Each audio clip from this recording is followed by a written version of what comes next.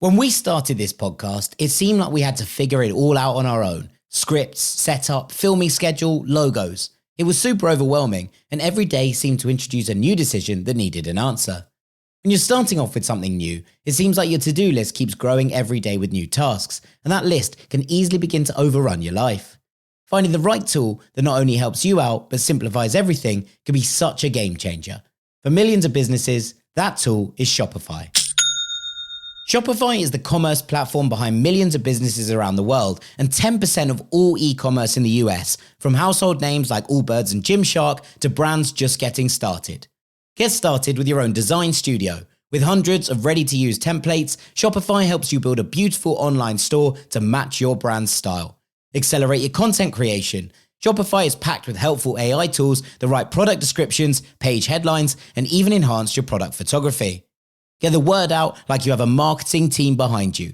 Easily create email and social media campaigns wherever your customers are scrolling or strolling. And best yet, Shopify is your commerce expert with world-class expertise in everything from managing inventory to international shipping to processing returns and beyond. If you're ready to sell, you're ready for Shopify. Turn your big business idea into with Shopify on your side. Sign up for your $1 per month trial and start selling today at shopify.com/ranks. Go to shopify.com/ranks. That's shopify.com/ranks. Dougie. Sam. Harry Kane's form this season has been otherworldly, and it prompts a question. Where does he rank among the great strikers of the last decade or so? Let's dig in. Still going, Kane! Harry Kane reaches 100 goals for Bayern. He's done it more quickly than anyone in the club's history. It's taken him just 104 games. Welcome, the record man.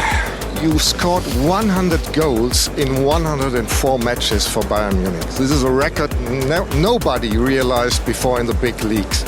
Undoubtedly respected and rated as a great player, but not always spoken of amongst the elites in his generation. For me, he's the greatest ever thing around. Yes, hello everybody, and welcome to another episode of The Truth. Sam Tsai here, back in the hosting chair. It is warmer, it is more comfortable, I like it here. Joining me is Dougie Critchley. Hello, my friend. Hello, Sam. I'm sensing a lot of joy in your voice. Is that because Villa won a game? Yes, we are technically on a 2-game win streak. We're recording this on Wednesday night, I should say, because we do actually have a game to play against Feyenoord away on Thursday. So the win streak could be over by the time people listen to this. But as we sit here today, 2-game win streak, 2 wins in a row. On fire. Consecutive games that were won. Amazing. One was Bologna, but one was Fulham. I did say last week it is written into the Football Association rulebook that Aston Villa will beat Fulham at home, and if they didn't do so this weekend, you knew something was up. And true to form, Villa did the business. 3 goals as well, Dougie. 3 goals. Fair amount of luck, I would say, as well. Well. Let's introduce our producer, our overlord, our Fulham fan, Jack. Hello, my friend. Hello, Sam. How you doing? Really good. How are you? Yeah, you know what? I've been better. But, you know, it is what it is. Well, at least I was the one that texted you on Sunday. You made me feel a lot better by texting me things like, I'd really like it if the ref gave you a decision at some point. Things like that. That did soften the blow a little bit. It was bizarre. I genuinely, sometimes a lot of fans sort of struggle to see the wood for the trees with this kind of things. But I like to think, as a 15-year journalist, I can detach myself enough to realise when a refereeing performance is working in my team's favour. Yeah. And it was very weird to watch. Like, okay, you can check the rule book and have your consternations over the 2 penalty claims, but the fact that you didn't get either one in the span of 90 minutes was a bit weird. But then there was other things, like I feel like as soon as a Fulham player breathed on a Villa player and got knocked over, the ref blew up for a free kick, and then Lamar Bogard would just scythe someone in the middle and the ref would be like, play on, fair challenge.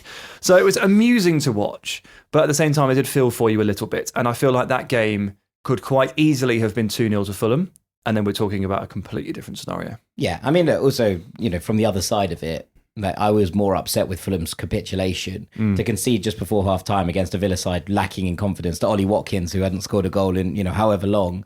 at points you have to shoot yourself in the foot, right? Like you've got to help yourself out, and then to collapse and concede 2 goals in 2 minutes. It was very much like the FA Cup quarter-final against Crystal Palace last season, where Fulham were in control of the game, and then they just weren't in control of the game, and they were 2 goals behind, and you kind of struggled. So. Yeah, I mean, look, there's a certain couple of things didn't go our way that obviously were frustrating, but equally you can't do that to yourselves as well. So, 6 of one, half a dozen of the other. It is, yeah. It's a lot of football is about responding to adversity in the right way. And for the first time this season, Aston Villa did that. And Fulham did not effectively. So, yeah, it is a 90-minute game. But I did feel for you a little bit there. Only a little bit, though, because we won. You need it. Dougie, your team won too. We won. Again. Yeah. We can't stop it, man. I'm not ruling out anything. European charge on the table. We've got Man United away this weekend. No, in all seriousness, we look very, very, very well organised. I don't think we're necessarily going to thrill anyone with our football, but it's so refreshing to see after the debacles of Burnley and Southampton trying to play this very progressive football in the last few years, that just setting up with the right shape, with the right gaps between midfield and defenders, and some absolutely monster centre-backs in Alderete and Mukiele. We look really, really competitive in every game. And yes, we rode our luck massively in the final 30 minutes of that game against Forest. But Alderete's goal put us ahead. We managed to hold on just about. And Robin Roof's in goal. We've got a new hero, man. Yeah. He's epic. That's most XGA prevented in the Premier League so far this season. It. Looking really good. Right, well, I'm starting to see why you brought so many players in this summer, because you'll need that squad depth for Thursday nights next season on your European charge. Crossed. Speaking of continental nights, Harry Kane has just enjoyed another one, and he's the subject of our episode today. Dougie, go ahead and tell us why. Yeah, it's been a pretty wild start to the season for Harry Kane, even by his Bayern standards, which have been through the roof. I'm sure everyone with a social media account of any sort of type would have seen about 10 days ago that he became the fastest player to 100 goals for a club in Europe's top 5 leagues in just 104 games with the brace against Werder Bremen. Beating who by 1 game? Cristiano Ronaldo. And Erling Haaland. Correct. Yeah. They got to 100 goals in 105 games. Absolutely remarkable. And 17 of those goals now have come in 9 games in all competitions this season. 17 in 9. It is absolutely crazy. He's already scored 2 hat-tricks this season against RB Leipzig and Hoffenheim. He's now on 9 Bundesliga hat-tricks. Gerd Müller is way, way ahead, but then Lewandowski's got 16 and third place Klaus Fischer is on 12, So it does feel like Harry Kane could go third on the list at current projections. He scored 44 goals in his first season at Bayern. He scored 41 in his second and now 17 in 9 games. He is the most expensive signing in Bundesliga history and he is paying it back and more. And so I wanted to talk a little bit about, well, we both did, about Harry Kane, what he means to us, how he's playing at the moment, and kind of, Sam, I mean, we won't get to it just yet, but kind of compare him against some other greats of the last 10 years. Yeah, I think it's an interesting subject for sure. You pitched it and I kind of scoffed at it initially, I'm not going to lie, but then I started looking at the list and it became a very interesting exercise as to looking at the great strikers over the last 10 to 15 years, but we'll mostly focus on the decade and where does he slot in. It is a very difficult task because they're all different shapes and sizes and played in different leagues, which is good fun, but it makes it quite difficult. Just before we get into a little bit more about Kane, a few more stats. He has already hit 20 goals and assists for the season. So he did that in September. Transfermarkt claim that he has done this in a record low number of minutes. They say he's done it in 742 minutes. This does include 2 goals in the DFB Pokal and 1 in the Super Cup. So it's not a traditional League Plus Europe count. That would only be obviously 17. But Transfermarkt have been tracking the cup goals all along, and they say he's beaten Messi by about 8 minutes. Wow. Messi's best ever tally back in the year that he scored like 900 goals. So whichever way you drop this, and yes, the cup goals came against Wiesbaden, or I can't remember exactly what the club name is, but you know the one I mean. It's amazing. To get that done before October technically starts is absolutely ridiculous. And also, the last 2 times I've watched him, he hasn't even really been playing up front, has he?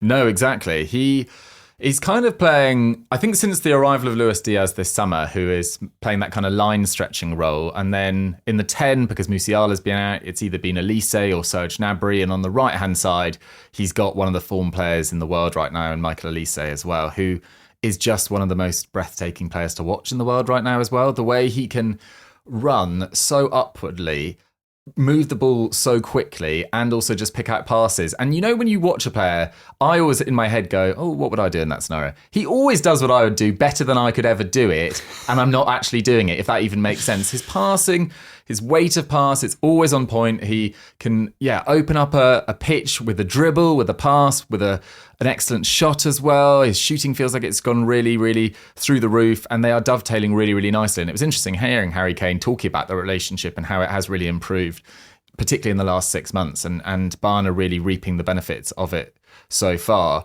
I suppose where to kind of go next is the kind of differences between Kane at Bayern and Kane at Spurs. And there's an argument, and people will say, has he got better? I don't know whether he's necessarily got better, but it is worth just looking at some of the sort of numbers behind his start, particularly in the Bundesliga. So he became the first player to score 17 goals in his first 11 games of a Bundesliga season. He scored 22 in the first half of 23-24, which matched Lewandowski's record. 36 league goals in his first season. It was almost the perfect start. But Bayern didn't win the league. Bayer Leverkusen went unbeaten in the league and cup. And I think everyone went, oh, it's the Kane curse, all that kind of boring chat you see on social media. He's carried it over to Bayern. Isn't this hilarious? And actually, what he managed to do last season, in fewer games as well, but 26 goals in 31 games, becomes Bundesliga player of the season. And everyone just goes, now is the time to really respect the player that he is and the player he's been as well. It is satisfying when a player like that finally wins the major honour, because you can just kind of put a lot of the rubbish to bed that you see over. And for Kane, it's been like a decade of just nonsense, right? And now he has the title. Automatically, for some reason, people are like, well, now we can consider it. It's like, what? Because it was his fault that Spurs didn't win anything, or his fault that Bayern lost to the unbeaten Leverkusen team. It's a strange ecosystem these kind of conversations sit in, which I'm glad to say that the three of us are able to rise above. But wow, does it make it easier when he's won a title? Absolutely. I mean, one of our first ever episodes of The Truth we did was about Zlatan Ibrahimovic and whether he was kind of an all-time great. Kind of similar vibe to this podcast, and not winning a Champions League and missing out on numerous times of the Champions League and moving at the wrong times was seen as a crucial reason why he probably wasn't in that top echelon. So for Kane to have that title, absolutely vital. And his Champions League record now at Bayern as well, 23 goals in 27 games. Really, really incredible stuff. And this is his 12th year of elite production. Unbelievable. He scored 11 consecutive seasons. He scored 24 goals in a season. It is just remarkable consistency.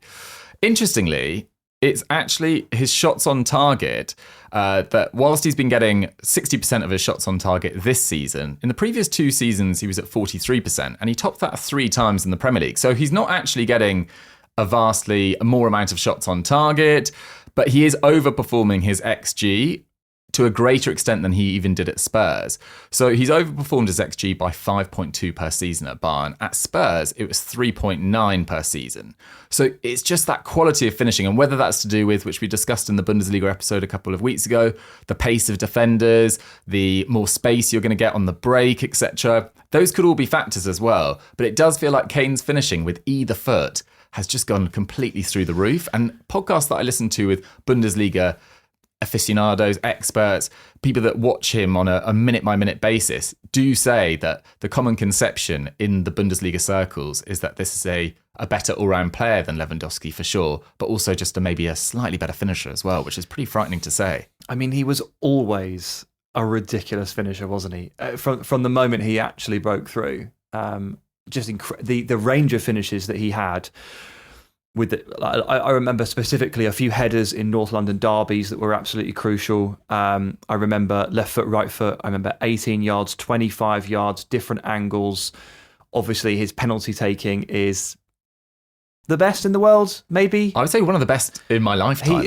I think he scored his last 18 penalties in a row. He was always really good at just smashing them into the corner. And now he's added the stutter step over the last couple of years. So now goalkeepers don't know if he's going to stutter or if he's just going to smash it. And there was a game recently, it was one of his hat-trick games, I forget which one, unfortunately, where he took 2 penalties in the same game. And one he stuttered and one he smashed. And he put them in the exact same spot in the net.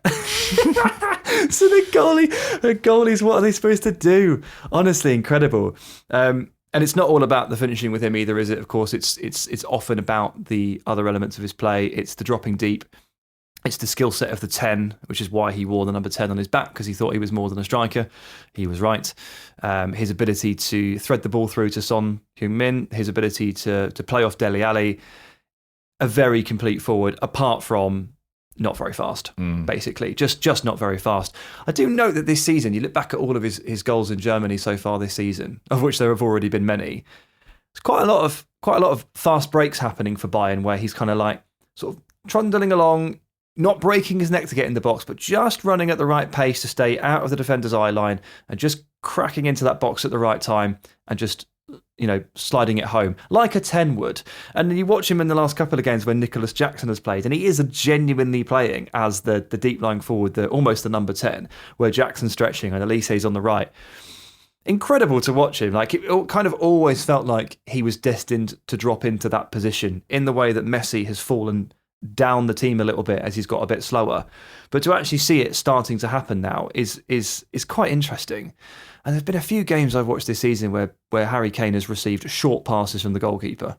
He's stood between the centre-backs. He stood where, like, Fernandinho once stood, splitting the centre-backs. What is happening? Of course, he can do it all. He can. It's interesting you talk about his pace, and I totally agree with you, and I don't actually have any statistics to back this up, but my theory with Kane do you want some sprint data? I do. Perfect. I don't okay. look it up. I'll put out my theory, and we can test how wrong I am when the data is actually there.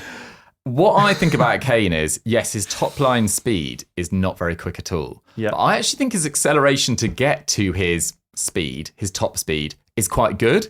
So over 10 yards, he doesn't look painfully slow, and he still has a burst to get away from a marker. But if you ask him to run 40, 50 metres, most defenders are able to either keep up with him or catch him up. So that's kind of my theory on his pace. But you're right, it's the all-round quality in his game. Like, he has quickly turned into one of the best long-range passers in that position, at least that England has produced. I think Wayne Rooney springs to mind. Aside from that, we haven't really seen a striker with his range of passing, and he did it so effectively. I mean, there was years where Kane would be the facilitator for Son, whilst also scoring over 20 goals a season, and doing it pretty comfortably. That 1 year under Conte in particular, they were just frightening together. So he's a phenomenal player. Yeah, your hunch on that is basically correct. I mean, based on the physical data that you have for this season, his max speed is under 30 kilometres an hour, which is, by elite standards, pretty damn slow. Yeah. But his short range stuff is not a problem. Okay, so cool. You're about right. And I don't think he's got any faster or any slower in 10 years. I think he's just been the same shape, size, weight and speed, which has been more than good enough to play at the way he wants to play at Premier League level.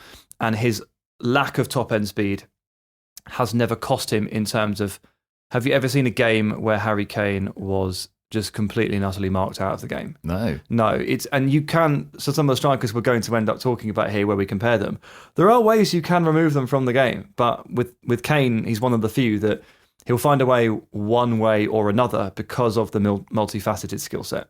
Yeah, absolutely. It does also feel like whenever I look at shot data, and people kind of complain about it, that there's too much data and people get too into shots, etc. But primarily, good strikers get a lot of opportunities. Ronaldo was the king of it. He'd be on 5, 6, sometimes even 7 shots per game as an average. Kane has always been around 3.5 and above throughout since his debut. Like, this guy can get shots, and he can get shots in good positions. Interestingly, his shots in terms of his shot count at Bayern has gone up, but not by as much as you'd necessarily think. So his shots per game have gone 4.5 to 4 and 3.3, which probably suggests, as you say, that he is dropping slightly deeper this year as well. His final season at Spurs was at 3.3 as well. It never really affected his consistency in front of goal, though, that he wasn't getting as many shots in the Premier League than he was, particularly in his latter years, than he was when he first broke out as well. He scored 26 league goals in 24-25. He actually topped that tally 3 times in the Premier League. So it's not like his numbers have exploded at Bayern beyond all reckoning from where they were in the Premier League, if that makes sense. Like, he was remarkably consistent for a number of years. His XG per shot has gone up slightly, but only from 0.14 to 0.16. So it's not like people will just listen to this and be like, oh, he's now playing in the Farmers League. Of course, his shots and his games and his goals has gone up exponentially. It actually really hasn't. This is a guy who's been so consistent for a number of years, playing a pretty sort of similar role at both clubs as well, facilitating and finishing. So I don't think it's just the case of, which we might argue with some other players to come on to, that they peaked and then we didn't see enough of it either side of it. This guy's been at the top for 10 years. So before we get onto those players, I just from the way you talk about him and the last sort of 10 minutes discussing him, it does really strike me that you may feel like Harry Kane is thoroughly underrated by many. I think he probably is against all-time greats. I think at the moment, there's very few people that wouldn't argue he's one of the top 2 strikers in the world, along with Erling Haaland. Lewandowski has been there in previous years. I'm not sure many people would have him right there right now, and maybe that's just on the basis of had a few injury issues at the start of this season, and Barcelona have been kind of rotating their front line, and he's considerably older than Harry Kane as well. But do I think he's always had the respect he deserves for his international record, for his goals record, for what was at points a fairly, not average Spurs side, but definitely never an elite Spurs side, except for maybe a couple of years under Pochettino? No, I don't think he's got the credit. Have there been any points over the last 10 years where you've looked at Kane and thought, God, you're not playing well, or wow, this is a bad stretch, or I want more from you here? No, not particularly. Not across an entire season. I think he's had issues with his ankles around, I'm pulling it out of the back of my head now, around 2019, 2020, 2021. I feel whenever he played the Champions League final half fit, yes, was a problem. And that is what we'll probably get onto as well. His record in the Champions League in the latter stages until he got to Bayern wasn't great. But then Spurs had one Champions League run in 2019, and aside from that, never really made a big impact on the competition. And then people will also question the amount of goals he's scored in qualifying for major tournaments, or the group stages of major tournaments, or the amount of penalties he's scored. People underestimate how difficult it is to score big penalties. There have been a lot of penalties, to be fair. 6 already this season, I think, and so he's scored at least 18 for Bayern. It's a lot of penalties. He's damn good at it. He is very good. Yeah, just because you score them isn't a problem. No. Yeah, I mean, look, I will struggle when I think about Harry Kane as a footballer, and when I appreciate Harry Kane as a footballer, I will think forever struggle to expunge his performances from the last Euros from my memory when he was not good. He was not good. But I also suspect he simply was not fit, and he really shouldn't have been on the pitch in the first place at points. But I got to the semi-final and the final, and the conversation was he's going to start him, but he shouldn't. And that's a real shame, because I think he's probably been let down by his manager to a point, but also his own, just like footballers don't ever put their hand up and say, sorry, Gaffer, I'm not fit, can't play the final. But it spoils the memory ever so slightly, and it's a big shame. And it's a big shame that he's got 2 of those on the resume: the Champions League final in 2019 and the Euros final, 2 of the biggest moments of his career, and he wasn't fit. No, it wasn't fit. I think he's only played. I know we won the Golden Boot in Russia, but I actually think he's only had one tournament where he's been at his absolute best. I think at Euro 2020, that COVID one, played in England, he was actually very close to his best, and he played very well in the final too. Yeah. Even though it didn't quite go to plan, but he was working some of the best centre backs in the world so hard in that game, which is hard to do. Absolutely. Yeah. Right, let's compare him to some other amazing strikers and start arguing. We're going to set the time range here, the time span of roughly 10 years, and I'm going to start by just listing off a few players that listeners may immediately jump to mentally, but time is a funny thing. The following players are so out of this time span, it is almost scary. So I'll start with Robin van Persie, who by 2015 was already at Fenerbahce. I remember him like it was yesterday. Wayne Rooney was back at Everton by 2017. Drogba was at Galatasaray by 2013. Samuel Eto'o was definitely done. I think Radamel Falcao had about 3 strong years in this period before an ACL tear and some really bad loans to the Premier League kind of, sent his career down the drain in that definitely sense. His reputation. Yeah, definitely. So there's a load of names that we can rule out, and then just 3 more that are not strikers. Griezmann, not a striker. Lautaro Martinez, not a striker. Thomas Müller, not a striker. Lautaro Martinez feels a little bit harsh. Not a striker. Support forward at the most. Shadow striker. Okay. Yeah, okay. I mean, look. He's not on Kane level anyway. Right, so it doesn't matter. It's irrelevant. Dougie once again arguing for argument's sake. So now we can get to the actual contenders, and this is cool because we can probably build a nice list here, and we don't necessarily have to have a 1 to 8 or a 1 to 10, but we can figure out roughly where we think Kane slots by picking players who we think he's definitely better than or Definitely not. I like using the word definitely there, like this isn't going to be an impossible challenge, but we'll try and build the list. So let's start with Romelu Lukaku. He's going to be, I suspect, on the fringes of this kind of list, where over the last 10 years he's been probably one of the 10 best strikers. But Kane is better? 100%. Way more consistent. Lukaku deserves a lot of respect, particularly for his international record, which is frighteningly good. And he has had some truly elite seasons, even when he was really young as well. That season on loan at West Brom, he was very good for Everton. Even his numbers at United in a poor side were pretty good. That amazing season under Conte at Inter Milan, but he's not on Kane's level in terms of consistency. Okay, I agree with you. Cavani, actually, a lot of this time span, some of Cavani's best years filter into. So from him as well? Loved Cavani for a 4 or 5 year stint. Again, we talked about underrated for Kane. Cavani was definitely underrated at the time. Phenomenal. And also, when Ibrahimovic then left PSG, really stepped into that kind of main man sort of persona and absolutely nailed it as well. Was very good when he came to the Premier League, despite being totally past it, showing his enduring quality. Playing for a ridiculous team that could not function. For sure. Whatsoever. So, yeah, I like Cavani. Again, I don't know whether... Maybe it was the clubs he played for at the times he played for them, Napoli, PSG, Uruguay, not getting as far in international tournaments as they potentially should have. Probably just not on Kane's level. Probably. I'd say of all the players we're going to talk about, there may not be anyone on this list that moved as well or as cleverly as Edinson Cavani, but they all finished better. Yeah. And that might be his downfall here. You mentioned him there, Zlatan. Incredible when you actually look back at it. Obviously, he's been around, or was around for so long. It's basically 2 decades at the top level. So immediately in your mind, you think, well, no, he'd be before this. His peak would have been before this time span. But even as recently as 2022, he was a very important player in an AC Milan team that won a title. So obviously he overlaps through with Kane here back into the United days and the PSG days. So Kane versus Zlatan? Zlatan's CV, when we went through it last year, is frighteningly good. And the longevity is there for sure. Who did I prefer to watch in terms of aesthetics? Zlatan, probably. But who would I back to? I mean, how does this circumstance even come around? But like 20 goals to save my life. Who would get there quicker?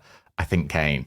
That's not how you've done the rest of your list, is it? No, it's 20 not. 20 goals. No, but it's my life. It's just who did I think was more consistently? Who do I think is more consistent in front of goal? Kane. Who was more entertaining to watch? Zlatan. Who was a better dribbler? Zlatan. Who was more creative? Probably Zlatan, but Kane, I don't know. It's so tight, but I think Kane. So here's the problem. Making like absolute statements with these guys is tough. And like you can talk about their respective strengths, you can talk about their respective downfalls. End of the day, it's going to be some personal preference and some gut feel. And it's very difficult to separate 2 players that are so good, but ultimately you prefer one or the other. And there's no right answer or no wrong answer. But I think I also agree that I'd have Kane above Zlatan. It feels bold, but I'm sticking with it as well. Yeah. Okay, so far we've got Lukaku, Cavani, and Zlatan all below Kane. Mm-hmm. So Kane's still alive. He's still alive. He's fighting. Diego Costa, way above. I mean, respect for Diego Costa, particularly that season and a half at Chelsea, and that brilliant season at Atletico Madrid before he joined, but not on Kane's level. All right, that's the starter finished. So the waiter can now bring in the main course, and these are the big boy names. This is where it actually gets tough. Yes. Zlatan may have given you a small dilemma there, but you wait for these boys. Okay, I'm going to start with what I actually think is the weakest player in this ridiculous class of forwards, and it's Sergio Aguero, who scored about 150 Premier League goals in the time span that we are talking about. And he left the Premier League in about 2022. So Aguero and Kane, very different footballers. I personally, as you well know by now, the type of forward that I tend to prefer is going to be someone like Kane. So for a player that doesn't have all of those elements to his game, like Aguero, to actually outshine him, in my view, they're going to have to be unbelievable at certain elements. And while I think Aguero was an amazing penalty box finisher, I do feel like some weaknesses in his game did show up over time, despite the goals. And I'm still keeping Kane alive here, and I would say that he's better than Aguero, which kind of feels really weird to say, but it is what it is. Yeah, I came to the same conclusion. I think it depends how much sort of credence you give to trophies as well. Aguero's trophy cabinet is really pretty impressive, especially given the fact he came to Man City, not super old by any stretch, not even, he was in a decent age, but he'd spent a decent amount of time. Well, they weren't the Behemoth, were they? Well, exactly. He was the start of it. For sure. One of the starts. But he ended up with 5 Premier League titles, an FA Cup, 6 League Cups. He loved the League Cup. That's a record. Go on, Sergio. Along with Fernandinho. But he also, won a Europa League with Atleti before he arrived. He won a Copa America with Argentina, which got to be taken into account as well. Although by there that from stage, Jack at the Europa League. Yeah, I was there. I heard Pain. That was. I didn't think that was going to happen, but that was pain. I know you're both going to make this argument. I'd have Aguero over Kane. Would you? Yeah, 100%. Like, as in that. Again, it goes down to personal preference, and I totally understand where you're coming from. But that is like one of my kind of players, like someone a bit of a fox in the box, but with an incredible work rate as well on top of it. That's very much my kind of striker. If you were giving me, a player to, as you say, 20 goals to save my life, Aguero, I'd have ahead of Kane. It's going to catch on. It sounded ridiculous at the time, but I can see it catch on. 20 goals to save my life. It's happening. I'm going to turn the TV on next week, and there's going to be a filler program on my Sky Sports channel. Yeah. 20 goals to save my life with Dougie Critchley, where he just goes around the country and just who's your guy? Challenges people. Yeah, exactly. I don't know. I think also we talk about Kane's consistency. That 12th year of elite production. Aguero scored over 20 goals in 11 out of 13 seasons between 2007-8 and 2019-20. He scored over 30 goals 5 times for Man City. Kane has done so 7 times for Bayern and Spurs, but he's not far off. He's really not far off. I, like you, think Kane is a much better all-round player, but Aguero was almost more thrilling to watch. His movement in the box, the excitement, the power he could generate with the shots. He didn't look like as much of a footballer, if that even makes sense. I loved him. I absolutely loved him, but I am putting Kane through. Still alive. I told you this was the main course. Yeah. Told you. Okay. Someone that you can relate to a little bit more strongly with regard to the player comparisons, Lewandowski. I think this is really interesting because especially earlier in Lewandowski's career, probably not the passer that Kane was, but in terms of dropping off the line and facilitating play, linking with wingers and midfielders, and putting a shift in terms of actually getting the ball up the pitch and then getting into the box and then scoring like 40 goals a season. There are some similarities there, and in a way that you can't say for someone like Edinson Cavani or Sergio Aguero. Like, they're fundamentally just different people, different players, whereas Lewandowski and Kane profile a little bit more closely, so it makes it a bit more interesting. How do you feel about these two? We talk about consistency. 11 seasons of scoring over 30 goals. 8 scoring over 40. He scored over 50 twice in a season. Absolutely insanely good numbers. Par for the course in this category of player, though. There's about 6 or 7 of them, and it really is. If you actually just look at the numbers, you just drown. Yeah, I feel like Lewandowski, of all the players we're going to talk about, though, is the numbers guy, like the sheer weight of numbers. Even at Barcelona in the last couple of years, as what is he now, 37? He's still putting up pretty impressive numbers. It's really pretty remarkable. It's also his record for Poland, 86 goals for Poland. That's mental. I'm so impressed by him. I mean, what a phenomenal career. I also like the fact that he took a chance going to Barcelona. I say take a chance, one of the biggest clubs in the world, one of the top 2. But he still, had to go to a different league and re-establish himself at the top end. He went through an almost year-long period after the World Cup in 2022 where he was really struggling.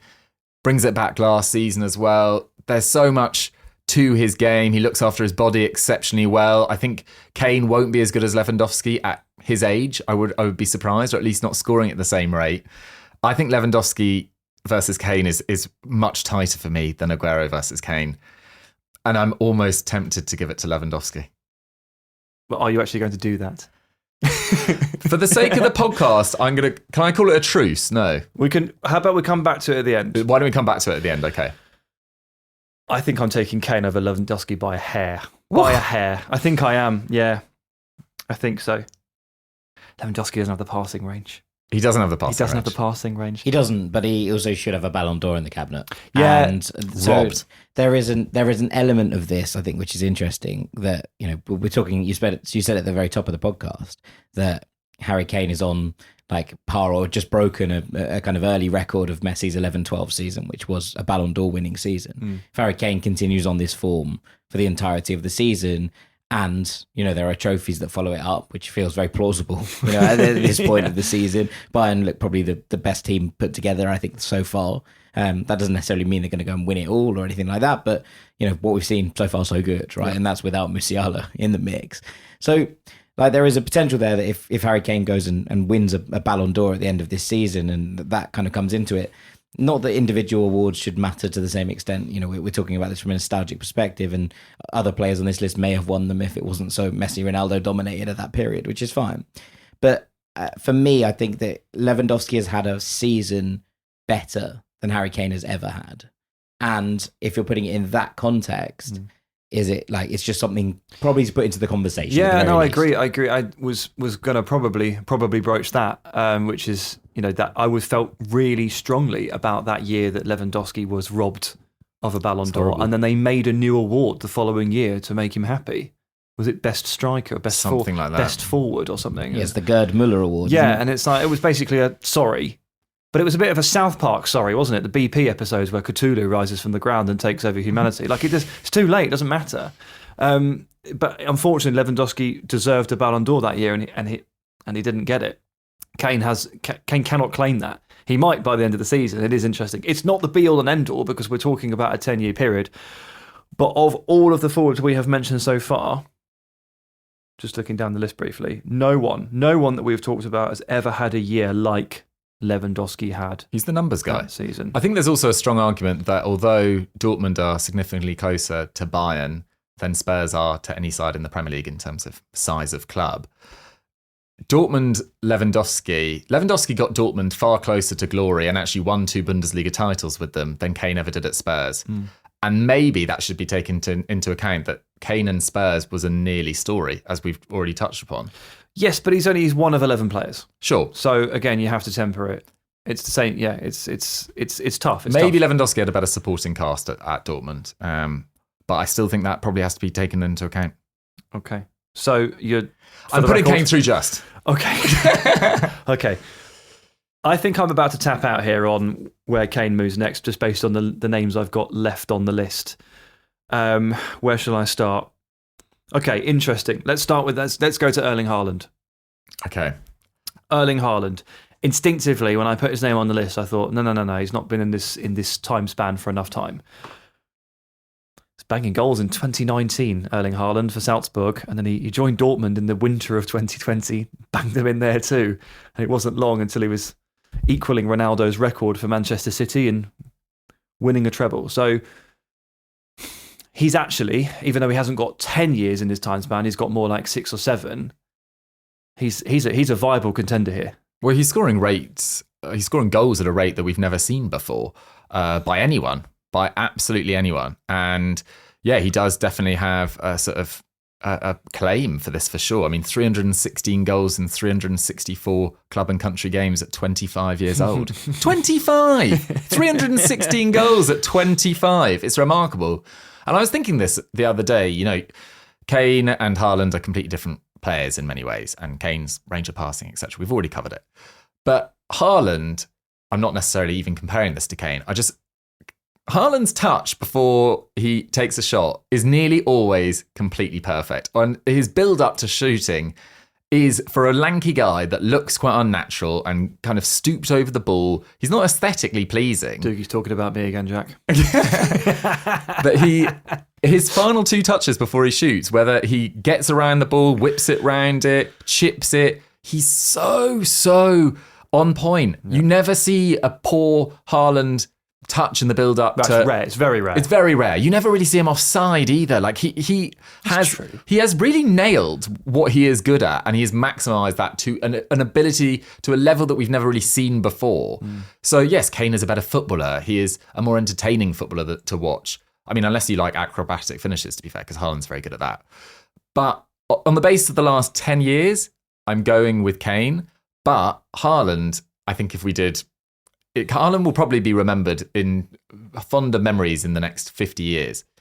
50 years? In 50 years' time, reflecting on what Haaland is expected to go on to achieve, I think Haaland could end up winning, I don't know, 3 Champions Leagues, 4 Champions Leagues, score close to 1,000 career goals. I was going to say, like, Haaland feels like the only person who's ever going to break the Pele record, in inverted commas, that like of 1,000 career goals. Like that feels very doable for Erling Haaland at this point in his career, which is terrifying for everyone else, I think, really.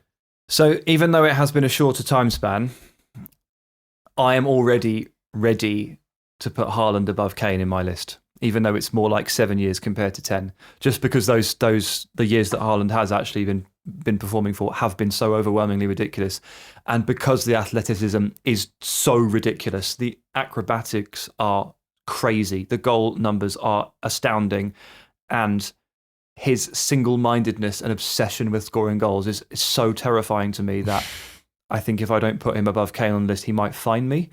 So I'm already that smitten with Haaland as a striker that even though he doesn't have the passing range, which I just knocked Lewandowski for in comparison to Kane, I'm already there with Haaland. I'm already putting him above Kane. Also, 52 goals in 53 games as your side wins the treble. Kane hasn't done that yet. Again, it comes back to the Champions League. Like we're on really tough, trying to find the sort of minutiae between players. Having that sort of season as your side wins the treble, that's pretty special. Okay, where do you fall on this? On the last 10 years, across the entire period, I'm still going with Kane, but Haaland, as I said, will probably have a better career. Okay. When we started this podcast, it seemed like we had to figure it all out on our own. Scripts, setup, filming schedule, logos. It was super overwhelming, and every day seemed to introduce a new decision that needed an answer. When you're starting off with something new, it seems like your to-do list keeps growing every day with new tasks, and that list can easily begin to overrun your life. Finding the right tool that not only helps you out, but simplifies everything can be such a game changer. For millions of businesses, that tool is Shopify. Shopify is the commerce platform behind millions of businesses around the world and 10% of all e-commerce in the US, from household names like Allbirds and Gymshark to brands just getting started. Get started with your own design studio. With hundreds of ready-to-use templates, Shopify helps you build a beautiful online store to match your brand's style. Accelerate your content creation. Shopify is packed with helpful AI tools that write product descriptions, page headlines, and even enhance your product photography. Get the word out like you have a marketing team behind you. Easily create email and social media campaigns wherever your customers are scrolling or strolling. And best yet, Shopify is your commerce expert with world-class expertise in everything from managing inventory to international shipping to processing returns and beyond. If you're ready to sell, you're ready for Shopify. Turn your big business idea into with Shopify on your side. Sign up for your $1 per month trial and start selling today at shopify.com/ranks. Go to shopify.com/ranks. That's shopify.com/ranks. We've not got many names left, unless I've missed out a couple of absolute whoppers. But let's go to another player who is in his mid-20s, but somehow has already completed, is into his 10th full season as a professional footballer. And it is Kylian Mbappe, who was 26. You didn't call Lautaro Martinez a 9, and you're calling Kylian Mbappe a 9. Where's he playing right now? He is playing, but I mean, so is Lautaro Martinez. No, it's not. Lautaro Martinez has been more of a 9 across his career than Kylian Mbappe. I thought we agreed that Lautaro isn't even as good as Kane, so it doesn't matter. Yeah, but also there's the element with Lautaro, I think, that like he's barely ever played without a strike partner. Sure. Aside from at the international level, and that hasn't been great for him generally. Copa America last summer aside, like him leading the line as a single point, which is kind of what we're discussing here, right? Like that number 9. I love Lautaro to absolute death. But as in, if you don't have a player alongside him, I don't think it works anywhere near to the same extent. And therefore, like, as in, whilst I slightly disagree with Sam's discussion of Lautaro not as a striker, like, I absolutely do take the point that he probably shouldn't be in this conversation in the same way. I don't think he deserves to be in this conversation anyway. I can't believe we've... You're still arguing about I'm it, still though, arguing aren't you? about it. But Mbappe... Okay. Let's move on. No, let's not move on. Well, Mbappe basically made it abundantly clear he didn't want to play as a 9, and he's playing unbelievably there at the moment. I think he's probably been the best player in Europe so far this season I mean, numbers-wise, you'd go with Kane, but I think Mbappe's just been so good. But putting him in a 9 discussion doesn't feel quite right to me when he's played so much of his best football on the left and wants to play on the left. I do understand that point. I will take that point. But he has been playing 9 for like 2 years. A year at least, yeah, if not. And he has scored a lot of goals this season. Like, he looks very at home, albeit in what is often seen as a bit of a strike partnership, as a bit of a 2, to Jack's point. So, okay, well, look, we can be diplomatic and we can leave him aside. If he was allowed in the list, he would be above Kane for me. Yes, I think he's like frightening footballer. Comfortably.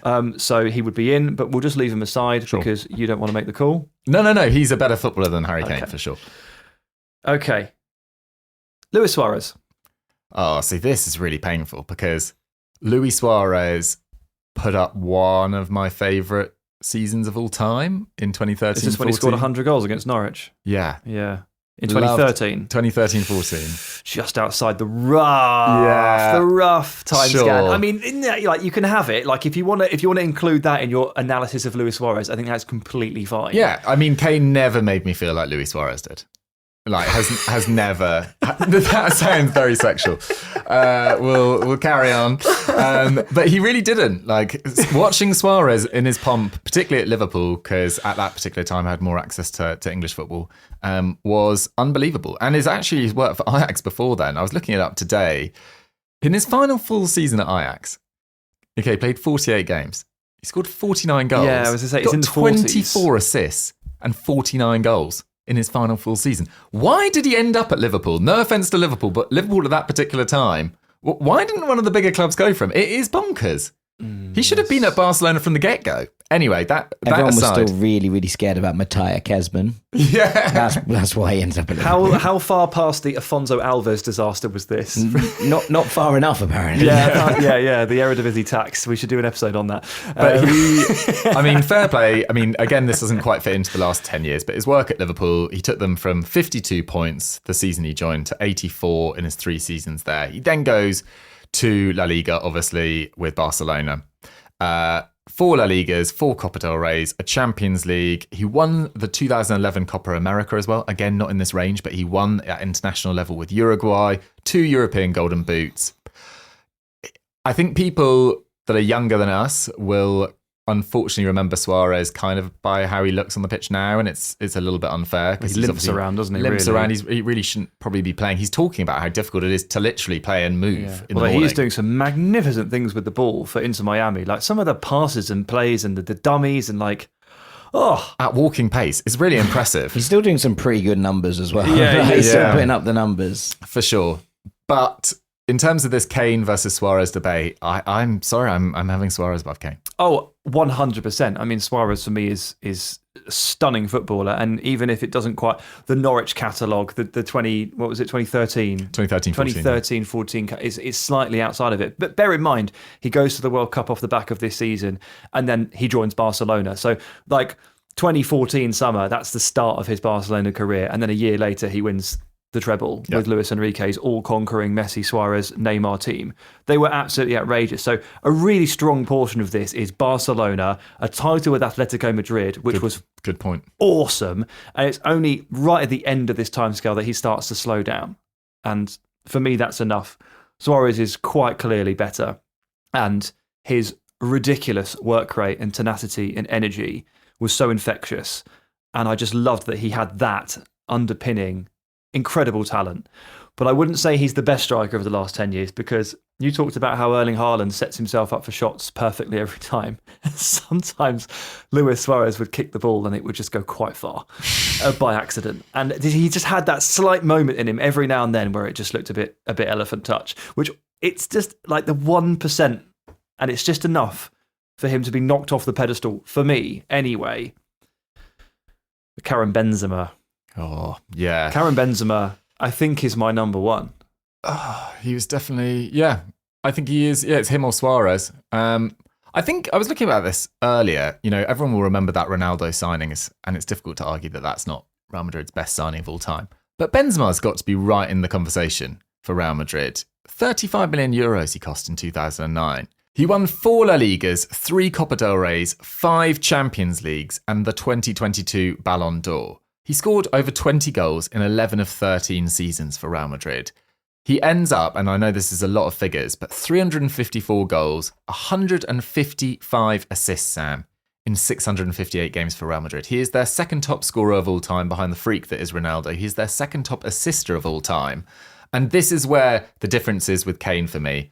The clutch moments, the Champions League knockout games. 32 goals in 67 Champions League knockout games. That's only topped by Lewandowski with 34 in 51, Messi with 49, and Ronaldo with 67. For context, Kane, who hasn't played nearly as many Champions League knockout games, he's only played 19, has scored 10 in that time.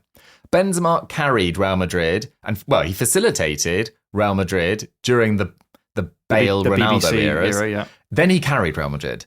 Kane has not yet done that with Bayern. He hasn't done that with Bayern. I mean, I wouldn't wish that on him. Like, no striker should have to carry a team of the stature of. But when a they Real do, Madrid it is or epic. Yeah, and that's why Benzema is my number one. Although you just mentioned him there, and I'd like to think that I've been very smart and clickbaited the audience here, but like genuinely, Cristiano Ronaldo. I mean, he played up front. Yeah. But when did it start? I was going to bring this up. And are we in the right? Were you including him? Are we in the right time him, frame? yeah. So, at what point did he start to play up front? He obviously did it for Juventus. So that was in 2018 when he joined Juventus. So it started at Real Madrid. Yeah, probably around 2015. Probably right in range here for Ronaldo. And it was all the way up until basically Manchester United, where he scored 100 goals for Juventus. It was the third different club that he had achieved that for, which is quite ridiculous.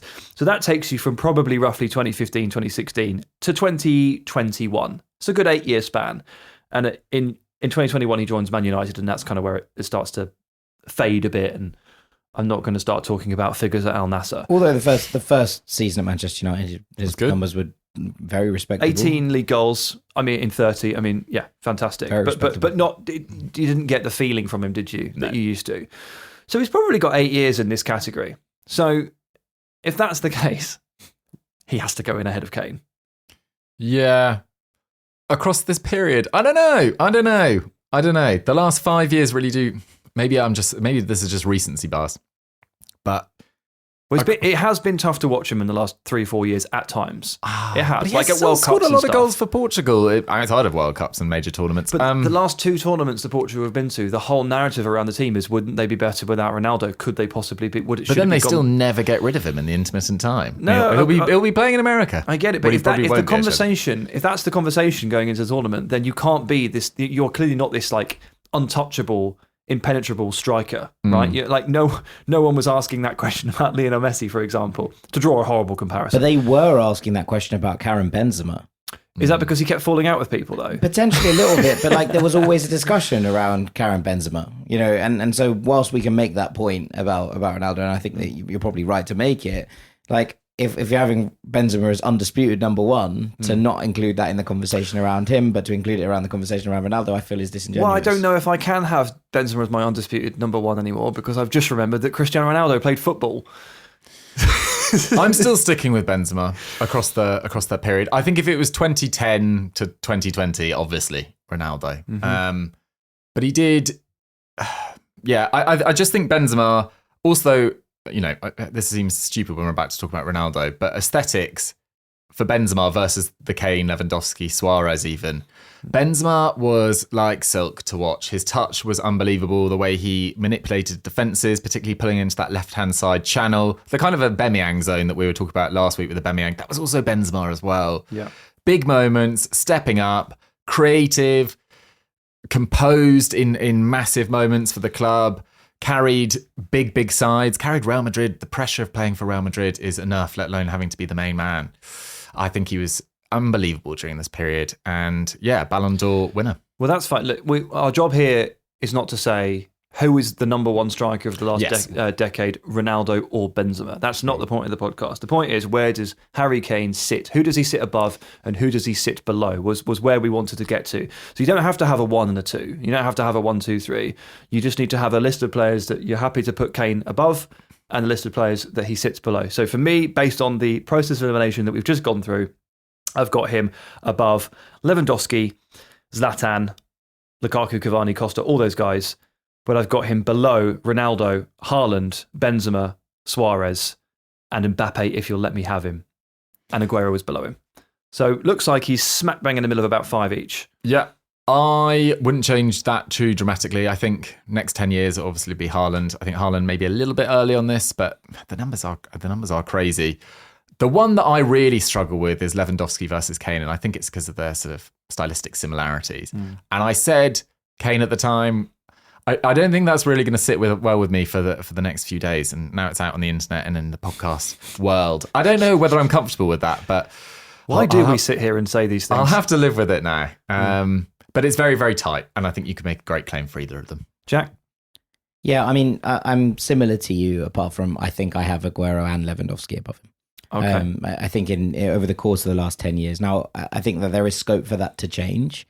And I think that if we do a 2020 to 2030, one of these in a couple of years, then Harry Kane probably pops up higher in the end of it. But in this time period, I think I've still got Aguero and Lewandowski ahead of him as well. I'd have him about 7. All right. Against all odds, I was sat here thinking earlier today as I was preparing for this, I was thinking that in the end, I'm going to end up being probably the sourest on Harry Kane. I think I've got him the highest in my rough list here, because with you not allowing Haaland in there just yet, I think I've got about 5 better than him. You've got about 6, and Jack has got about 7. Mm-hmm. Not bad. Means we've got him roughly in the right area, though. Yeah. I think everyone was in pretty strong agreement. Benzema, Suarez, Ronaldo if you're counting him, and then probably Kane in that next batch. Yeah, 100%. All right. That'll do for this week. I'll do. I enjoyed that. That Was a well-spirited argument. Yeah. I mean, debate. Don't get me on Lautaro again. Oh, yeah. Not a striker. That's the truth next week. Is Lautaro Martinez a striker? That's a good episode. It's a short episode. The answer is no. Right. Dougie, thank you for joining me. Thank you very much, Sam. Jack, thanks as always. Always a pleasure, Samuel. And to you, Rank Squad, thanks again for listening. We'll see you soon.